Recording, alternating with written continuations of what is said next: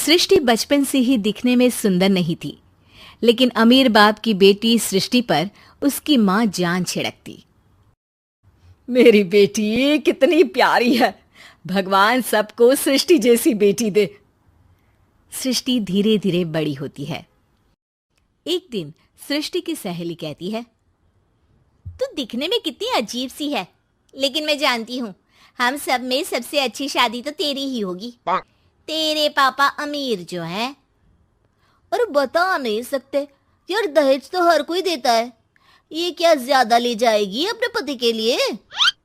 अरे बड़े शहर में कोठी है इसके पापा की। अरे पापा की है ना, कौन सी इसकी है? इसकी होती तब तो कोई भी लड़का इससे शादी कर लेता। अरे पापा की मतलब पापा की है तो मेरी ही है ना? किसने कहा? अब तेरी तो तब होगी ना जब तेरा भाई ना हो। वैसे भी शादी के बाद सारी प्रॉपर्टी भाई के नाम होती है। सृष्टि समझ जाती है कि उसे किसी भी हालत में माँ बाप की सारी प्रॉपर्टी को अपने नाम करना है, लेकिन कैसे? एक दिन सृष्टि का भाई शीनू कहता है, बहन क्या कर रही है? तुझसे एक बात करनी है। अरे हाँ हाँ करना, मैं तो तेरी बहन हूँ। बहन मेरी लाइफ में ना एक लड़की है, बहुत अच्छी है। मैं सोच रहा हूँ माँ और पापा से बात करूँ शादी के लिए। सृष्टि को समझ में आ जाता है कि भाई की शादी होते ही भाभी उसे एक दिन भी घर में बर्दाश्त नहीं करेगी। क्या बात है भाई, बताना कौन है वो?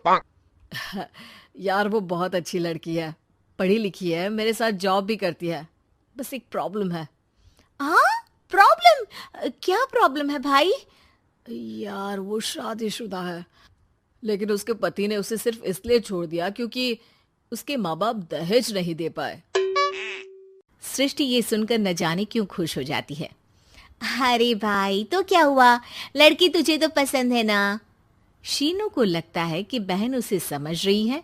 वो इस बात से अनजान होता है कि उसकी बहन की मंशा पूरा घर हड़पने की है। सृष्टि अपनी माँ से कहती है, मम्मी मुझे तो बहुत चिंता है। पता है शीनू क्या कर रहा है? अरे क्या कर रहा है? वो तो काम पर जाता है और वापस घर आता है। नहीं ना माँ, वो यही तो नहीं कर रहा, बाकी सब कर रहा है। आपको पता है उससे प्यार है, और वो भी एक शादीशुदा लड़की से। ये क्या हो गया? मैं सोसाइटी में क्या मुंह दिखाऊंगी? अरे तेरे पापा तो यही कहेंगे कि मैंने ही उसे बिगाड़ दिया है। माँ देखो, मेरी बात मानो, पापा पर भी विश्वास करने की जरूरत नहीं है। अब आप ही बताओ, पापा इतनी देर घर के बाहर रहते हैं क्यों? बोलो। अरे बेटा वो तो नौकरी करते हैं ना।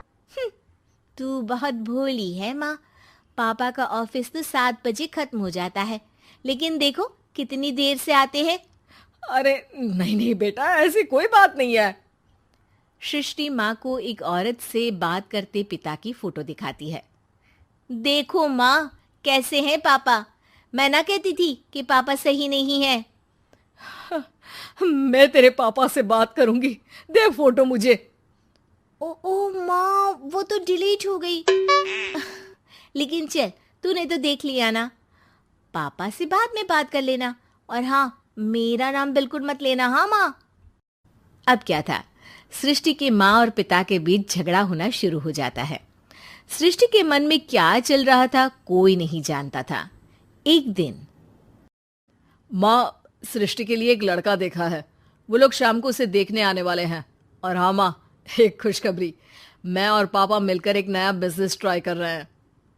शाम को लड़का आता है, सांवले रंग का। सृष्टि को तो बिल्कुल भी पसंद नहीं आता। लड़की की माँ कहती है, लड़की का चेहरा तो कोई खास नहीं, लेकिन अगर मेरे बेटे को आप लोग सेटल कर दें तो मैं उसकी शादी आपकी बेटी से करवा दूं। सृष्टि को लड़का बिल्कुल पसंद नहीं था। उसे भाई पर गुस्सा आ जाता है। लड़के वालों के जाने के बाद कहती है, माँ देखा, शीनू मेरे लिए कैसा लड़का लेकर आया। न दिखाने लायक न सुनने लायक, सेटल भी नहीं, वो भी हम करे। अरे माँ, मैं जानती हूँ ये मेरी शादी किसी भी घर में क्यों करवाना चाहता है। अरे कैसी बात कर रही है बहन? तूने तो देखा ना, लड़के को मैंने ही मना कर दिया तुझसे शादी के लिए। जिसने लड़का बताया था उसने उसकी बहुत तारीफ की थी। बात आई गई हो जाती है, लेकिन सृष्टि का मन शांत नहीं होता। क्या करूं, कुछ समझ में नहीं आ रहा। मेरी शादी हो गई तो ये लोग पूरी प्रॉपर्टी शीनू के नाम कर देंगे, मेरे हाथ तो कुछ लगेगा ही नहीं। तभी सृष्टि को आइडिया आता है। वो किसी वकील को फोन करती है। जी देखिए, अगर आपके मम्मी पापा का तलाक हो जाता है तो आपके पिता की आधी प्रॉपर्टी आपकी माँ के नाम हो जाएगी, फिर उसे वो किसी को भी दे सकती है। सृष्टि अब माँ को बेटे के खिलाफ भरती है। माँ, शीनू पर नजर रखा करो, वो जिस लड़की के प्यार में है ना वो शादीशुदा है। यहाँ आएगी, सारा पैसा रुपया जमीन जायदाद सब हड़प लेगी। पापा का भी हाल तुमसे छुपा नहीं है। ऐसा ना हो कि मैं और आप एक दिन सड़क पर भीख मांगे। हे भगवान, मैं तो जीते जी मर जाऊंगी अगर ऐसा हो गया तो। ऐसा हो गया नहीं माँ, ऐसा ही होगा। अभी समय है, आगे का सोच लो। मैं तो कहती हूँ पापा से आधी प्रॉपर्टी लेकर अलग हो जाओ। पापा की आधी प्रॉपर्टी भी हम लोगों को अगर मिल जाती है ना तो अगले 7 जन्म सफल समझो। बेचारी माँ बेटी के कहने पर पति से तलाक लेकर अलग हो जाती है। सृष्टि अब पैसों से गाड़ी और अपने दूसरे महंगे शौक पूरे करने लगी। उसके दोस्त भी उसके पैसे इस्तेमाल करते। सृष्टि, कल तुम कहाँ थी? मैं सारा दिन घर पर अकेली थी। तो मैं क्या करूं? मैंने ठेका तो नहीं लिया है ना तुम्हें संभालने का।